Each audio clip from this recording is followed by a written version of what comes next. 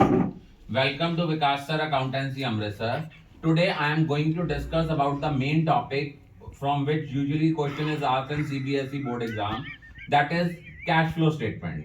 As per accounting standard 3 revised, we classify the cash flow statement into 3 categories. One is operating activity, second is investing activity, and third is financing activity. First of all, I am going to discuss about the cash flow from operating activities. First thing which you have to keep in your mind, that first of all we have to calculate net profit before tax and extraordinary items. अब आप कहोगे sir net profit before tax and extraordinary items को कैसे calculate करना है? इसको calculate करने का फॉर्मूला होता है net profit plus transfer to reserve plus propose dividend of previous year plus interim dividend plus provision for taxation made during the year minus refund of tax.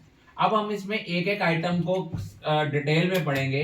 Net profit कैसे निकालते हैं बेटा? Net profit निकालने का formula होता है, अगर closing balance in statement of P and L दिया है तो उसमें से ओपनिंग बैलेंस माइनस कर देते हैं।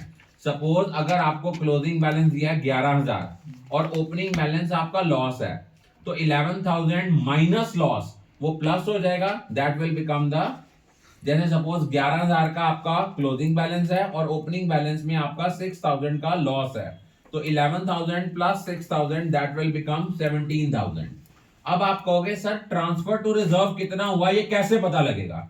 ट्रांसफर टू रिजर्व जो है वो ऐसे पता लगेगा अगर आपका करंट ईयर का बैलेंस ज्यादा है और प्रीवियस ईयर का बैलेंस कम है। सपोज 2024 में बैलेंस था आपका 3,000 और 2025 में बैलेंस है 8,000, इट मीन 8,000 और 3,000 का डिफरेंस जो 5,000 है वो हमारा ट्रांसफर टू रिजर्व है। अब provision for taxation made during the year कैसे निकालना है? सपोज हमें करंट ईयर और प्रीवियस ईयर दोनों ईयर्स की फिगर दी है, तो करंट ईयर की फिगर को हम मानेंगे provision for tax made during the year. But अगर क्वेश्चन में हमें प्रोविजन फॉर टैक्स का ओपनिंग और क्लोजिंग बैलेंस दिया है एज वेल एज कोई एडजस्टमेंट दी है, तो हम प्रोविजन फॉर टैक्सेशन का अकाउंट बनाएंगे। ओपनिंग बैलेंस लिखेंगे by balance brought down, closing balance लिखेंगे टू बैलेंस कैरी डाउन, जो टैक्सेस पे की हैं that will be to cash, और वहां से हमारे पास बैलेंसिंग फिगर आ जाएगी by statement of profit and loss. अब हमारे पास जो net profit before tax and extraordinary items आएगा उनमें non cash and non operating items को हम ऐड करेंगे, that will be depreciation, loss on sale of asset, debenture interest या इंटरेस्ट ऑन बैंक लोन, और गुडविल या पेटेंट अमोर्टाइज। अब आप कहोगे सर डिबेंचर इंटरेस्ट किस पे कैलकुलेट करना है? If the question is silent तो डिबेंचर इंटरेस्ट हमेशा जो होता है वो कैलकुलेट होता है ओपनिंग बैलेंस पे। लेकिन सपोज आपको 2024 का बैलेंस दिया और 2025 का बैलेंस दिया है और नीचे एडजस्टमेंट में लिखा है डिबेंचर्स आर इशूड ऑन 1 अप्रैल, तो हमें उसमें उस केस में क्लोजिंग बैलेंस के ऊपर इंटरेस्ट कैलकुलेट करना पड़ेगा। गुडविल कैसे अमोर्टाइज्ड होती है, पेटेंट कैसे अमोर्टाइज्ड होते हैं? सपोज करंट ईयर की वैल्यू कम है और प्रीवियस ईयर की वैल्यू ज्यादा थी, नॉन ऑपरेटिंग इनकम माइनस करेंगे, for example gain on sale of asset, interest on investment received. ये सब कुछ करने के बाद हमारे पास आएगा operating profit before working capital changes. अगर इसमें करंट एसेट की वैल्यू इंक्रीज हो रही है तो वो नेगेटिव है, करंट एसेट की वैल्यू डिक्रीज हो रही है तो प्लस है।